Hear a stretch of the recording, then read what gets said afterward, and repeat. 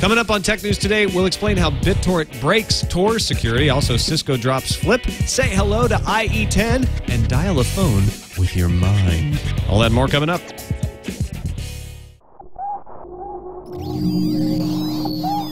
Netcasts you love. From people you trust.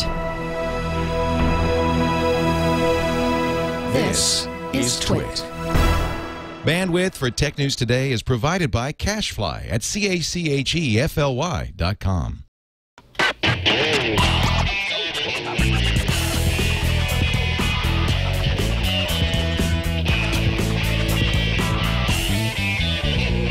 This is Tech News Today for Tuesday, April 12th, 2011. Tech News Today brought to you by Gazelle, the easy way to sell or recycle the used gadgets lying around your home or office. Don't just sell it, Gazelle it. For a 5% bonus payment for your used gadgets, go to Gazelle.com, bonus code TWiT. Welcome to Tech News Today. I'm Tom Merritt. I'm Sarah Lane. I'm Iyaz Akhtar. And I'm Jason Howell. This is a show where we're drunk. You know, this is a show. Right. Tom, it's not Friday yet. Right. I feel like this is becoming an issue. This is a show where we kick around Tom. A few beers. It's Thirsty Tuesday. Doesn't even make sense, Tom. It's Testy Tuesday. All right. We have got some good stories for you, including a one about Facebook under siege again from Paul Siglia, Internet Explorer 10. But we're going to kick off with a story about how BitTorrent isn't safe even on the Tor network. And joining us from NAB to help us discuss this story was Darren Kitchen. Right Now, up until not so the much. moment I began to introduce him. I saw him. Yeah, he was there. I saw him. He flickered in. We have to believe in Darren for him to actually I believe. arrive. I Well, believe. that didn't quite work. Maybe we'll do the next story and come back to Darren. Yeah, let's do that. I told you that I didn't believe he was there. And then you're like, no, he's Oh, there. he was moving. No, he was he's moving. there. I saw him. I saw him He's moving calling. and blinking, in fact. He's calling right now. All right. Yeah, because I don't want to get into the whole Facebook Paul Siglia thing until we're sure we can sink our teeth into it. Right, and spend time with it. I don't want to bore and how we Darren. will sink.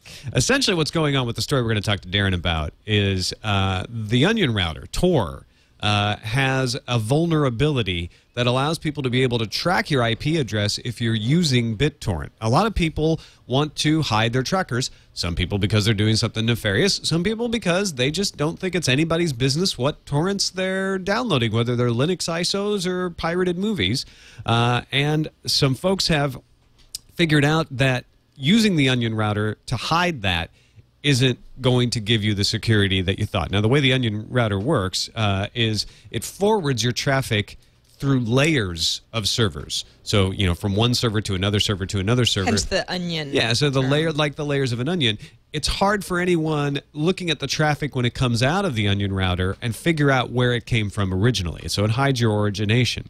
What's happening with this story on Ars Technica today is that some researchers have figured out how to fool you into letting them know what your IP address is, right? So if you were to put the torrent tracker itself up and be using Tor, you would think that everything is hidden in the Onion router, right? They wouldn't be able to tell your IP address.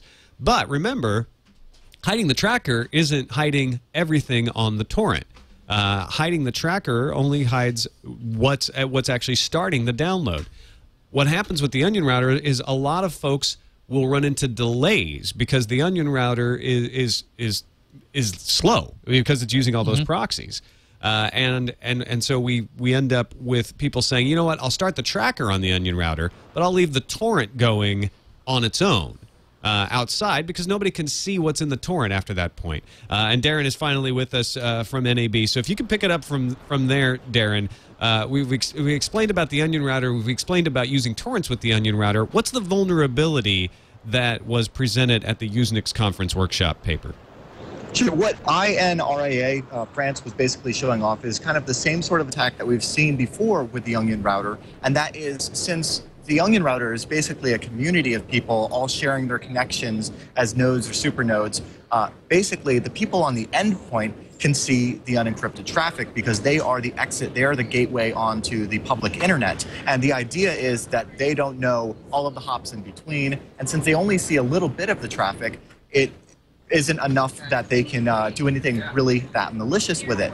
Now, that said, what this research group has set up is a bunch of honeypots and a bunch of their own fake, or not fake, but their own exit nodes that can a man-in-the-middle attack in the sense that they can see the very end pieces. And what they're doing is, if they see that there's a BitTorrent connection going through that stream, they're going to go ahead and sniff that up. And when it sends it out to the tracker that you're trying to connect to, when it gets the response, it's actually going to modify the response that's coming to that tracker and change the IP address that the tracker is trying to point you at to one of their own honeypot computers. So since it's changed the IP address, when it gets back to you, you don't know the wiser that anything has changed. And when you go and hit that honeypot, now you've basically told that honeypot who you are with your public IP address. So essentially, it's because you're running the torrent outside. The tracker is on Tor, but the torrent files aren't being traded on Tor. And so once they make themselves part of that torrent, then they can trick you into telling them, because they've put a honeypot out saying, hey, we're serving the torrent now too. They can trick you into giving you that IP address directly, right? Right, and it's the same kind of attack that we've seen before with, basically any kind of man in the middle, where you can let all that traffic flow through your computer as a man in the middle. In this case, it just so happens to be on Tor, and you can alter the information that comes back. So for example, Tom, if you were trying to get to Google and I was the man in the middle, I could take that request back from Google, and instead of you getting the Google logo, I could put kittens on the screen or something like that. It's the same idea that instead of kittens in this sense, it's one of their honeypots. And it gets into the idea that since you're just using Tor for the initial connection to the tracker, and then the rest of it, there's a lot of other stuff that's UDP that doesn't actually go, a different protocol that doesn't go over the Onion router, they're able to get your public IP address. And what's kind of more scary in this sense is, now that they've identified you with that torrent traffic, if you're doing other things over the Onion router, in addition to BitTorrent, they can actually see that kind of traffic, because for efficiency's sake, the Onion router tries to recycle streams that they've already created. It's kind of processor intensive to create a new private stream through the network, but once you've created it, it's reasonably fast. So if you're recycling that stream for not just torrent traffic, but say other unencrypted means, like if you're doing unencrypted email or instant messaging, stuff like that, they could use that to view those kinds of conversations and stuff like that. In fact, the Tor project leader, Roger Dingledine, has advised users that the only way to really protect yourself is not use BitTorrent on the Onion router. The second best way would be to set up separate sessions, one for any BitTorrent you want to do and one for everything else you want to do. So you have separate instances of Tor. Ars Technica also says you could look at something like OneSwarm, which is from the University of Washington, designed to give you BitTorrent client anonymity and privacy in your client, so you don't even mess with the Onion router. And then, have you ever messed with I2P? That's another one they mentioned in the Ars Technica article. No, I haven't played with I2P. I see that it's designed with actually BitTorrent traffic in mind. Obviously, the Tor folks would love for people to stop using torrents over their network just because it's so intensive. But that said, there's also so many other options. If, say, you're using uTorrent, there's plenty of proxies that you could get. I believe even the Pirate Bay offers one. That was a story a while back. Yeah, all right. Thank you, Darren, for taking the time out of your busy NAB schedule to help us look into this, and we'll let you get on your way now. All right, sounds good. See you guys next week. Yeah, we'll Bye, see you on Monday. Darren Kitchen, hack5.org, and of course, you can find him on Mondays right here on Tech News Today. Now let's get into the wonderful story of Paul Siglia. If you recognize that name, it's because he's the guy who earlier this year sued Facebook, maybe it was last year, sued Facebook, saying that he and Mark Zuckerberg had an agreement when Zuckerberg was at Harvard that gave him 50% ownership in Facebook. And a lot of people chuckled at the story, first of all, because he, unrelated, is a convicted felon for swindling people out of wood chips. Wood chips. He's the wood chipper guy. Right. So a lot of people were like, yeah, wow, this guy, come on. He came out of nowhere to say that he owned part of Facebook. That's not true. What a nut. He's filing a revised complaint against Mark Zuckerberg in U.S. District Court in Buffalo, New York, and he's got the law firm of DLA Piper to take him on as a client. This is not some obscure law firm either. No. DLA Piper is huge. I mean, they have 3,000 employees around the world. I mean, they cover, litigation for pretty much anything you could possibly want to file a lawsuit over. Yeah, it's kind of a big law firm. If you've been to law school, you've heard of DLA Piper, and they don't just take on cases lightly. So I know that Siglia has a ton of new documents that DLA Piper is saying is legitimate. They're saying that there's emails. He says, I got emails, and they've filed them as part of the court case. You can read them. You can see them on Business Insider. You can see the actual context of the emails, and it seems like a very tumultuous relationship between Zuckerberg, who was working for Siglia on something called StreetFacts, and he was using code that way, and then a lot of threats by Siglia against Zuckerberg, like calling his parents about it. The short version of the story is that Siglia hired Zuckerberg to develop some code for StreetFacts around search, and Zuckerberg wanted to use it in the Facebook that he was developing at the same time. So he agreed to take $1,000 from Siglia and give him part ownership in the Facebook so that he could use that code in the Facebook. At least that's the story that the emails tell. Facebook says this is a fraudulent lawsuit brought by a convicted felon, and we look forward to defending it in court. From the outset, we've said that the scam artist claims are ridiculous, and this newest complaint is no better. They say the emails are fake. It's interesting because Facebook doesn't deny that the two had an agreement. For StreetFacts, that was actually something that Mark Zuckerberg was paid to produce for Siglia. However, Facebook is saying everything that mentions the Facebook and all of these emails or any agreement that Siglia has produced, that was just added in. I mean, that is a straight-up lie.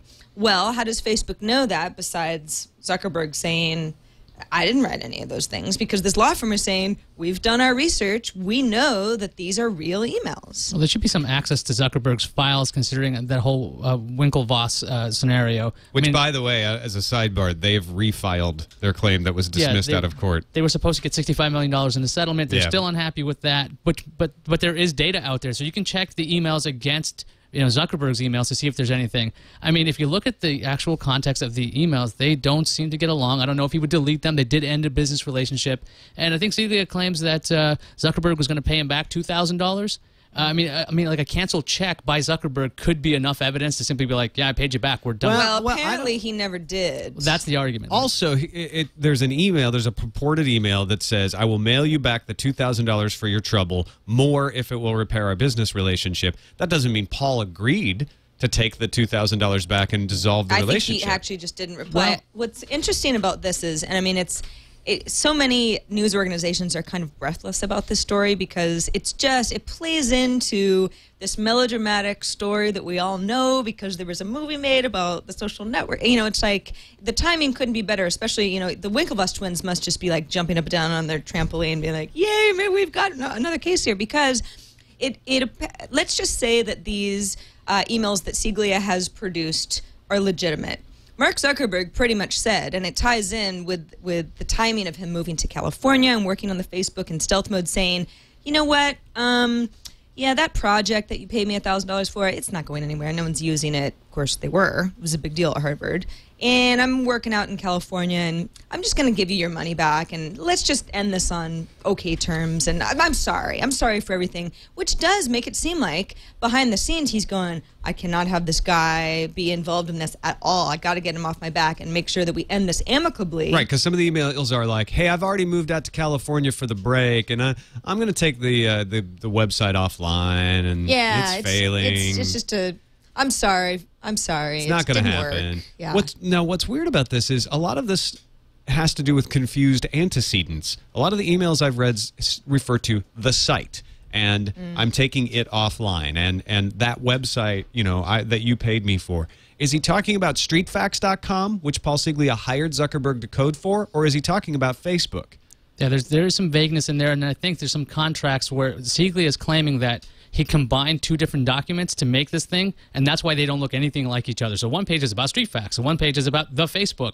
So it looks really suspicious. And back to that point about the $2,000 and agreeing, if he actually cashes that check, or if it has anything in the memo line saying this is to settle our deal, then by his action, he's agreed to this whole thing. So I want to see what Zuckerberg is going to actually present in his evidence, because we don't have a response yet. All we have is a ton of court papers from Sieglia's attorneys, and they look good, but we got to see what the other side's going to do. I mean, for DLA Piper, and Iyaz, you probably know more about this, being an attorney yourself, if they don't go anywhere with this, does this ruin their reputation? I mean, what do they have to lose? Okay, well, you have to do these. You have to do all this stuff in good faith. So if they are a subject of fraud, so let's say that Sieglia did a ton of work and made this look really great, and DLA Piper did everything they could to see that this was authenticated and they could figure it out, well, they're not going to get in too much trouble. But if they know that this is completely BS or something, they're in a lot of trouble.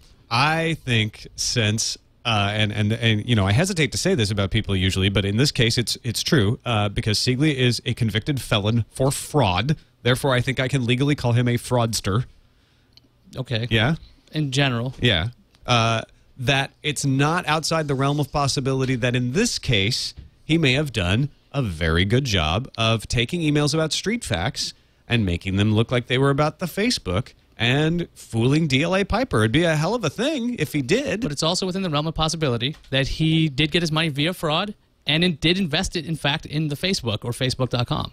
So, that's true. Just because it's all, you know, we have to wait and see. But I'm just saying my opinion on it is, given the guy's talents, right? I think that, and given the emails that I've read, and I haven't read all of them yet, I think it's very, it is definitely quite possible that he took those emails and selectively deleted certain ones so that it looked like the train of thought was about Facebook when it was about social facts, or made his case look better in a way that DLA Piper, doing due diligence, would look at it and say, you know what, this all looks fair to us, and if it's not, we'll sue the pants off of you. Yeah, well, I expect Facebook's many attorneys to be calling into question his character on the stand. Is this guy reliable?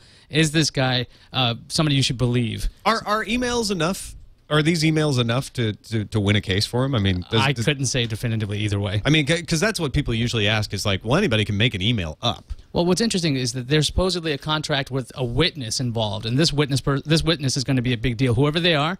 If they are legit too, what if they're just like, well, I'm going to get a cut of this deal too? We don't know how this is going to pan out at all. The other big question here is Aaron Sorkin already working on the sequel? He better be. This is actually a better story. It really is. I'm interested. I mean, the funny thing is that, and Tom, you're probably right. I mean, this is probably, I think in my gut, I feel the same way you do, that Paul Sieglia hasn't really shown himself to be a truthful individual and is in the business of trying to get money out of people. Let's just say that in this case, he's going to win.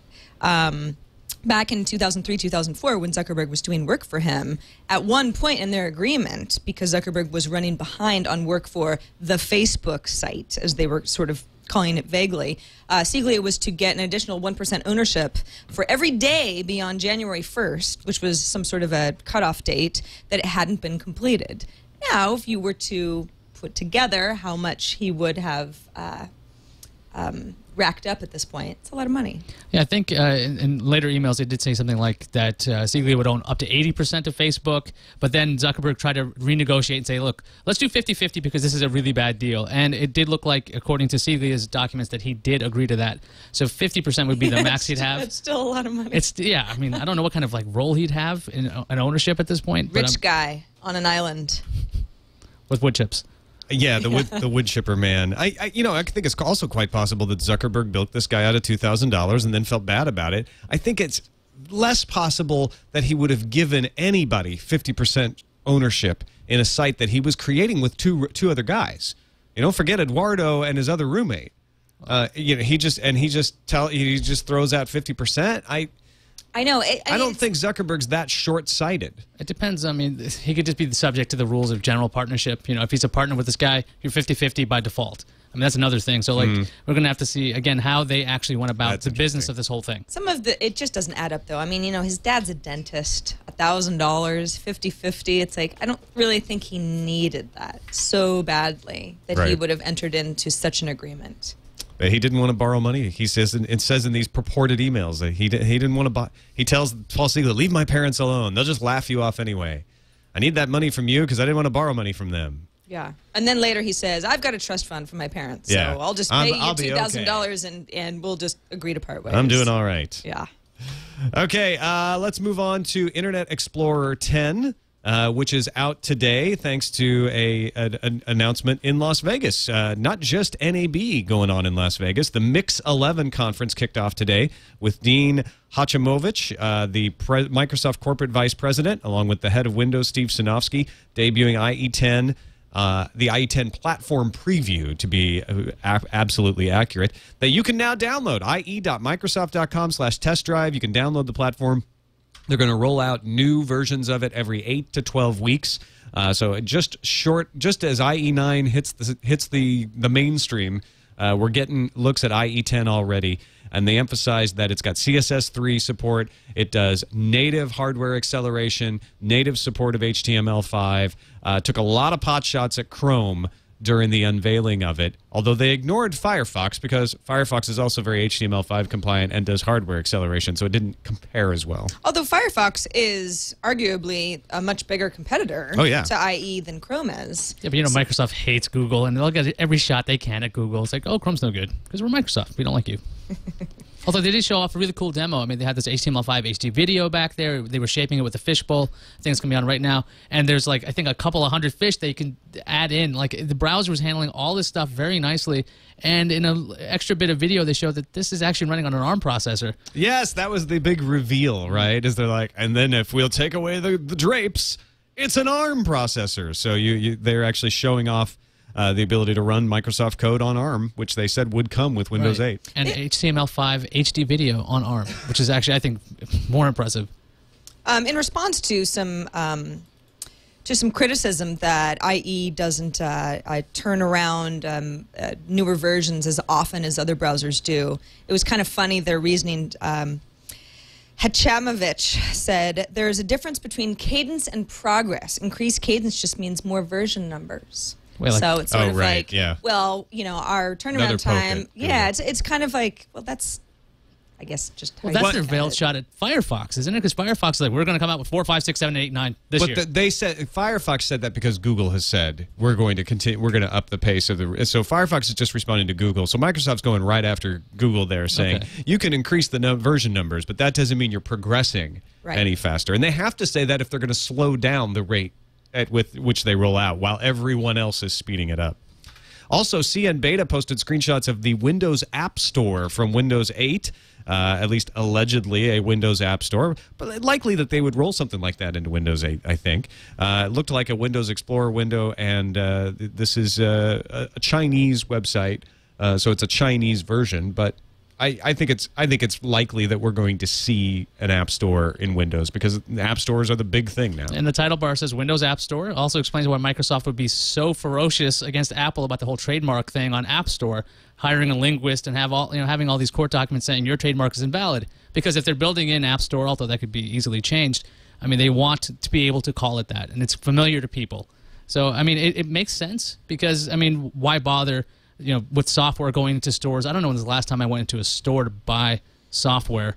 You guys remember that? I think Windows 95 for me was the last time I went to a store for that. I got swindled into Mobile Me in a box at the Apple Store when I was there last. Trickery. It was $30 I off. ordered Windows 7 online. The last time I walked in and bought something was probably Vista. I went into the local computer store in downtown San Francisco when I worked at CNET. Just walked down there and bought it. Got the OEM version because they sold it off the shelf. That would be the last time I walked into a building and picked up a piece of software and paid for it at a checkout. This just makes sense. Yeah, I mean, it's like we're not really doing that anymore. Windows Vista, that was a while ago. You don't want to do that tomorrow. All right, let's take a quick break and give you a chance to get rid of all of the old gadgets around your office because you know what, or your home, you've got new Windows coming out. You've got new IE coming out. You've got new iPhone maybe coming out in the fall. You've got we're going to be talking about the new Android phone from HTC that's coming out. There's all kinds of new gadgets you want to buy, and if you want to pay for them, then you need to sell the old ones, and Gazelle is the easiest way to do it. You can sell smartphones, MP3 players, laptops, gaming consoles. Have you guys taken advantage of this yet? Yeah, in fact, MG has a huge computer collection that it was threatening to need its own closet. And he recently used one of our codes at Gazelle and got back a lot of money, more than he actually expected. And did he have them send him the box, or did he box up the stuff himself? He boxed up the stuff himself, but you could have a box sent to you if you really, really didn't feel like you could do it yourself, and then all you have to do is figure out a place to send it back. Yeah, they make it easy. You go onto the website, gazelle.com. You put in your gadget. You give it an idea of what condition it's in, what parts you have, if there are cables that are necessary, and then they give you a quote. And right from there, if you've got your own boxes and you're not lazy like me, you can print up the slip, slap it on the box, take it to the post office. Doesn't cost you anything to mail it. Send it away, and then they will send you the money. If you are lazy like me, they'll even send you a box, but you got to wait for that.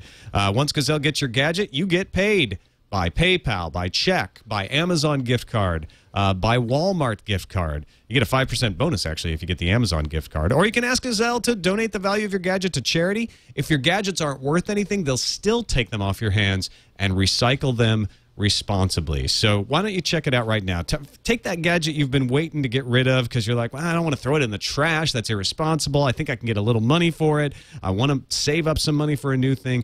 Go to gazelle.com and use the bonus code TWiT and get a 5% bonus on top of it. You're going to get 5% more just for listening to this show. So gazelle.com, we thank them for their support. Cisco has killed the flip. Killers. I don't know. Boy, you seem to be playing that a lot. A lot of things are getting killed, it seems. Like we all saw this coming. Yeah. And no kidding. I'm just not surprised. It was funny online. All the folks who were interested in this story, they seem to really be divided. You know, some people were saying, "Yeah, I mean, obviously, who's going to buy a flip? Everyone's got phones and their cameras now," and the other half saying, "Why didn't Cisco just try to sell Flip? Flip was a good business." Right, because What's wrong they with actually them? have shut down the Flip operation inside of Cisco. They didn't sell it. They didn't merge it into anything else. They just killed it. And John, what's his name? The founder of Flip. No, not Chambers. John Kaplan told Kara Swisher at All Things D, he's like, we were profitable, but that didn't matter. Cisco is shutting down the consumer business group. They weren't targeting just Flip. All consumer businesses are now being redistributed to support 5 key company priorities: core routing, switching and services, collaboration, architectures, and video. So other victims of this are UMI, their consumer teleconferencing, which gets put into the business telepresence, so no more consumer teleconferencing. They just take that technology and use it in business telepresence. And the core video technology from Cisco's EOS Media Solutions will now be used elsewhere in the company as well. So they're trying to show the stock market, we're serious. We're a serious business. We're not messing around with consumer stuff anymore. For the most part, Cisco, you'd find their stuff in the enterprise. And when they bought Linksys, that was somewhat of a surprise going to the consumer market. Buying Pure Digital and going to the consumer market confused a lot of us because we're like, why are they getting this little camera company? Are they going to build in networking? Are we getting really cool, like almost what happened with the iFi, where you could actually stream your stuff over Wi-Fi? That just didn't really happen very quickly. And the other thing is, for everyone who's really mad about losing Flip, there are a lot of options out there. There's Kodak. You can get an iPod Touch. You can get anything that probably has a camera on it. I don't know if it was such a great idea just to kill it outright. I think Sarah, the Sony Bloggy, the Bloggy Touch HD, 3D, or whatever they got now. I mean, they could have sold it off, but I mean, what's the lifespan for something like this anymore? I mean, it was kind of a cool idea when it came out because camcorders were so expensive, and having one in your pocket was kind of neat. But now, I'll tell you why they didn't sell it. Intellectual property. They've probably got some IP from Flip that they feel like it's worth holding on to, but there really isn't anything Flip can help them with anywhere else in the company. So they just shut it down. They're gonna fire 550 employees as part of this. Not all from the Flip effort, from the consumer business group. And they say, you know what? Instead of selling it, it's worth it to hold on for the IP. That's my guess. They've got patents. They've got copyrights. I think that's a good guess. You know, originally it was like, well, maybe they tried to shop Flip around and nobody really I mean, they're certainly not going to make back $590 million, which they paid for Flip in 2009. I remember there was a window where Flip was a really cool thing to have. I had one in my purse. I carried it around with me all the time. As soon as my iPhone camera took advantage of HD video, never turned it on again. In fact, I don't even know where my Flip is. I wonder if Cisco's going to continue to sell the Cisco iPhone. Remember, they own the name iPhone. It's a VoIP phone, I think, right? It is a VoIP phone that continued to sell it last time I checked, which was a couple months ago, and they licensed the name to Apple. Well, that would be awesomely confusing. I think I'm going to buy one. You should. I need an enterprise VoIP system, but then I'm going to buy one. We can put one in at the new studio, right? Sure. The HTC Pyramid is official now. It's got a new name called the HTC Sensation. HTC had a London announcement today. The HTC Sensation 4G will be a dual-core 1.2 gigahertz Snapdragon processor, 4.3-inch screen, so it's one of these big, luscious screen phones. It'll come with Gingerbread, HTC's new Sense 3.0, and the thing that separates it from the HTC Evo 3D, other than it not having 3D, is an 8-megapixel rear camera. It's only got a 1.2 front, but it's a nice big camera. They're emphasizing video. It can take 30 frames per second video at 1080p resolution. And they're also bundling in their Netflix-like video service called HTC Watch. 4 gigabytes of internal storage. It's going to launch in the UK, Germany, and the rest of HTC's key European markets in mid-May. Vodafone gets an exclusive for a couple weeks before it goes to other carriers. And coming to the United States on T-Mobile, which means it'll be an HSPA Plus phone sometime in the summer. If you take a look at the article, I almost misread it. It said you'll get download speeds of 14.4, and I was thinking kilobits per second. They're talking megabits per second. So even though it's T-Mobile's HSPA Plus, that's still really fast. Even if the whole 4G moniker may not be fitting anymore, it seems like a really cool phone. I mean, the design is neat. This contoured glass thing, I don't really know about that trend. Is that really that helpful? Do you guys have problems with flat front screens? Because I don't. No, not at all. That's just nifty. Yeah. That's just something to make people in the store yeah. go, ooh, that's neat. Honestly, at this point, you got to stand out from the pack somehow. Contour the glass, if that's what you have to do. Okay. Well, I like the HTC Sense UI. I mean, that thing always made Android look good, and now they have a newer version of it, and they have some really cool-looking 3D style effects anyway. So if you wanted something that looks new, this looks really nice. And it's Gorilla Glass. Somebody in the chat room was like, well, that'll make it easier to scratch, but it's Gorilla Glass. Well, that's the other thing. The contour is when you place the device with screen side down, it actually raises the screen off the surface. So you're not going to scratch it accidentally unless you really have something giant on the desk or something. Huffington Post is facing a class action lawsuit from angry bloggers who think that they should get paid for the big sale of HuffPo to AOL. Jonathan Tassini is leading the charge. Tassini sued the New York Times once on behalf of paid freelancers because they didn't get paid again when the New York Times put their articles in LexisNexis. Remember LexisNexis? I do. They're still around. Wow. Back in the 90s. Well, the New York Times responded when they lost that case by removing most freelance articles from LexisNexis, which is probably not the result Tassini was looking for. We'll see what happens this time. Tassini says he and other bloggers provided 1/3 of the sale value of Huffington Post when they contributed articles for free, and they want $105 million of the sale price as part of the class action. That's the big difference between this and the New York Times one, is that the New York Times one was paid freelancers, and this one, everyone was working for free. I don't really know what kind of leg he has to stand on this, because flat out, these guys knew they weren't getting paid for this, and most people went and published on HuffPo for exposure. It's not about getting paid.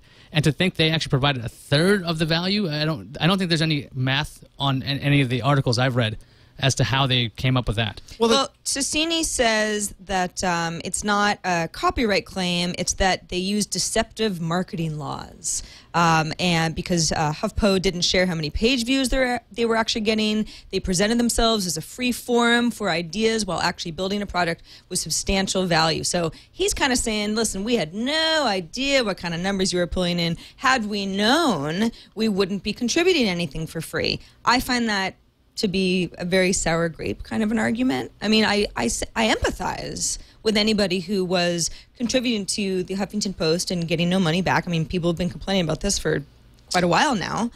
But you knew what you were doing, and you were getting exposure because of all those page views. I think the New York Times owes me money for sending them letters to the editor that they published, except they've never published one of my letters to the editor. But isn't that the same thing? It's like, look, HuffPo said, we will take your stuff and we will publish it for free and you get exposure. And that's the deal. And it doesn't seem like there's a lot of room for marketing fraud in there. There wasn't a sort of like, hey, we'll take your articles, we'll put them on HuffPo, but nobody reads us. We're not very valuable. And that leads you to go, okay, well, that would be fine. No, it's quite the opposite. It's like, look, we won't pay you for them, but we're so popular and valuable that it'll be worth it just for the exposure for you to give us stuff. I don't know how different the numbers were that he's claiming they saw, but I mean, people write for HuffPo because of the exposure. Everyone kind of knows it had a ton of page views in the first place. And then you could have him on your resume, published on HuffPo.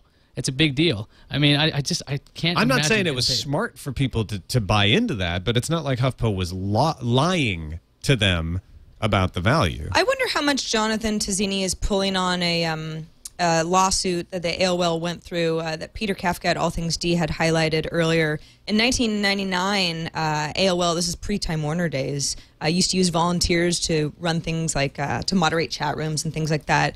And a bunch of them got together and sued AOL and won. It took them a decade to get through that lawsuit, but about 1,000 of them, or whoever was involved in the lawsuit, ended up getting $15 million settlement. So I wonder if it's sort of like, hey, AOL's in charge now. Let's go after AOL, get some money. I mean, they're going to divide it up. No one's going to get rich off of this, but it's sort of a principle thing. All right, let's move on. Our last story could be about Adobe Flash having another critical vulnerability, or Bing now powering 30% of U.S. searches. What do you think? Bing. Bing. Bing. Bing decides. Bing. Yeah, Adobe Flash, another critical vulnerability. Sadly, these days just makes me go, I kind of expected that. I did not expect that Bing would be up to 30% of U.S. searches, although every time somebody like Hitwise, in this case, comes out with numbers, I always look at it and go, oh, Bing went up a little bit. That's interesting. So this time they went up from just over 25% to 30%. And they've been doing that since they premiered. When MSN Search changed its name to Bing, they were at 8%. Actually, they think they went up to 8%. And everybody goes, oh, that's close to 10%. And then incrementally, little bits, every study, they get a little bigger and a little bigger until now, all of a sudden, without realizing it, you look at it and they're about a third of U.S. searches. Well, that's because they're on Bing and Yahoo, because it's Bing-powered searches that they're combining on Hitwise. So, I mean, there are a lot of people who are probably still stuck on Yahoo from like back when it was like the default or their Yahoo toolbar. I mean, they're using IE6 with the Yahoo toolbar. It's possible before there was this, or they somehow got bounced from MSN Live over to Bing. I mean, it actually is a good service. I like Bing. I've used it a number of times when I can't find something on Google. You're about to say a couple times. I've used it a couple times. I have. I enjoy it. I used it for a month. When I can't find something on Google is when I go to Bing. Because Google's like, oh, here are the same 6 results. I'm like, well, I don't want these. And Bing will actually find the stuff that I'm looking for. Also, their image search is really good. So, I mean, the new iPad app is awesome. Oh, that's right. I do turn to Bing for image search a lot of times when I look at Google and I find something, but it's like, I bet I could find something better. I will go to Bing. I went back from Bing as my default search after a month to Google because there were just too many times where I knew I could find the answer and it wasn't showing up on Bing. I don't know if that says more about me as a user of Google and how I've trained myself to know how to get the best results out of it, or if it's just that Bing isn't as good at the general search, but they're good at individual specific things. They do a lot of little things good, like local searching when you're looking for best restaurants. Instead of just getting ridiculous results, you actually get stuff nearby. So, I mean, we use it in our house. Actually, my wife uses it a lot. She installed the Bing app on iPad, strangely enough, now that I think about it. So she bings and decides in your household. That's right. I wonder how much someone in the chat room mentions, and it's a good point, how much Facebook ties into this. Because there's Bing search within Facebook as well. I mean, right, if that's part of these numbers, I'm not really surprised. We don't as think Facebook search continues. We to think grow. they would note that if Facebook's internal search was part of the Bing numbers, the way they note that Yahoo's search is part of the Bing numbers. But that's a good question because that could actually make their share a little bigger. All right, let's move on to the news fuse. A new report issued by the Chinese government is taking the United States to task for its stances on technology. Turnabout is fair play. Citing numbers from the ACLU, more than 6,600 travelers have been subject to electronic device searches between October 2008 and June 2010. The report also calls the U.S. a hypocrite for its request for internet freedom in other countries, while an internet kill switch bill floated around Washington, D.C. in June 2010. Of course, that bill didn't become law, but it could, and there's another version that could. So there, U.S. Ha-ha. You're not so clean with your porn. You have porn. Microsoft's claiming that Google's apps for government do not have valid certification under the Federal Information Security Management Act, or FISMA, and Google lied. Google outright lied about having the certification. Google's saying, we didn't lie, actually, Microsoft. So if you're wondering who's lying, actually, Google actually does have FISMA certification for Google Apps, but not Google Apps for government directly. Those are two different things, says an analyst. He's familiar with the ways of Washington. He sees this as an example of Google's inexperience with dealing with the federal government, not necessarily a lie. And Google might need a better lawyer. Microsoft is busy these days. It's also rolling out a Street View competitor in Europe called StreetSide. Navtech is Microsoft's partner in this enterprise and will be photographing urban areas first. Considering Google's trouble with European privacy laws in general and their bungled attempt to collect Wi-Fi data in particular, Microsoft said they will hold off collecting Wi-Fi data until they get it right. That's a quote, too. We want to get this right. It ain't dead yet, folks.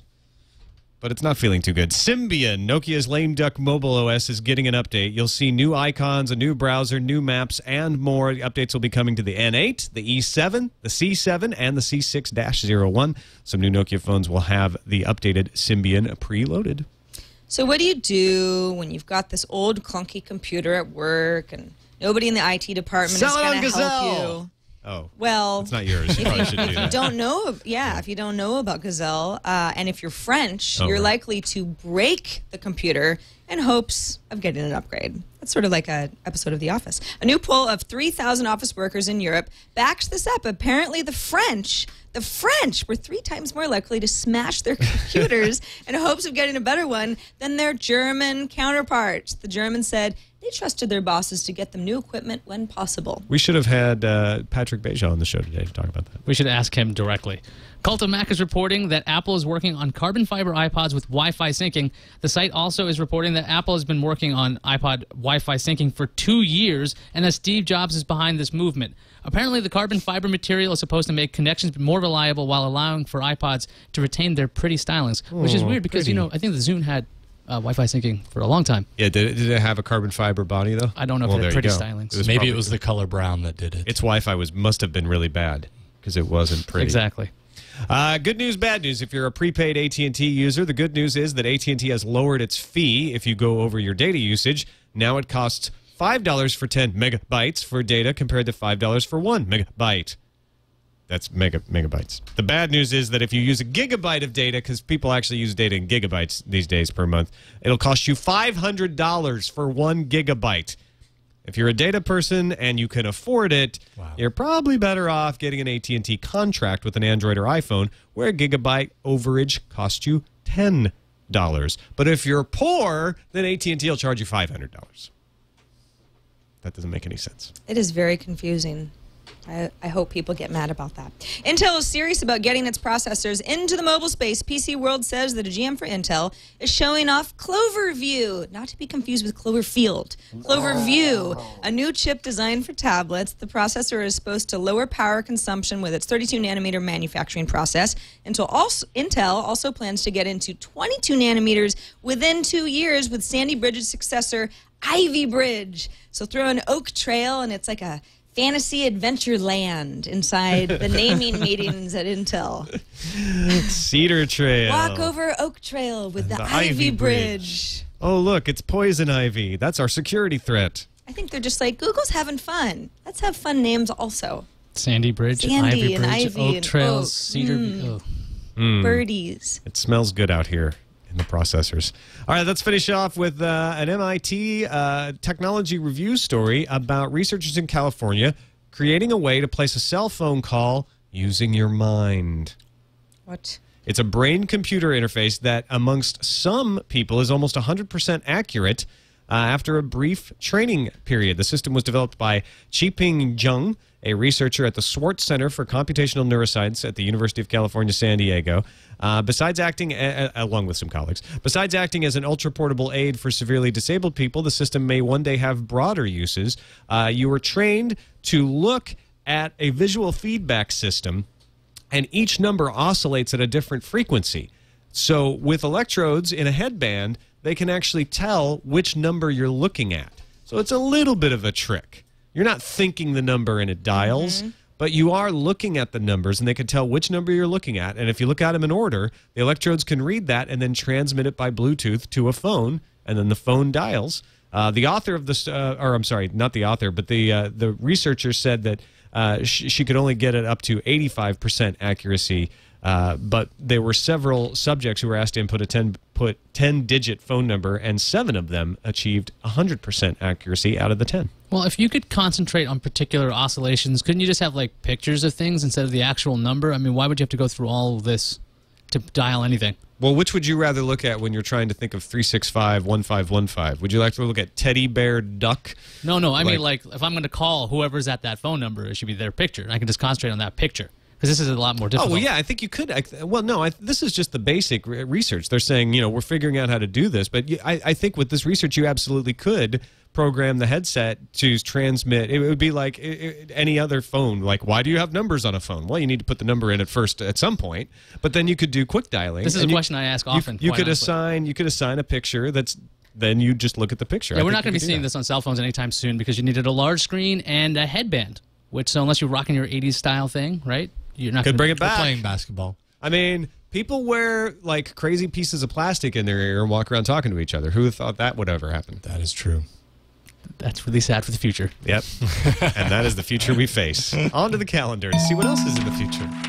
Today is the 50th anniversary, so we're going into the past, of human space flight by Yuri Gagarin of the USSR. Yay. Happy 50th anniversary, Yuri's Yuri. night.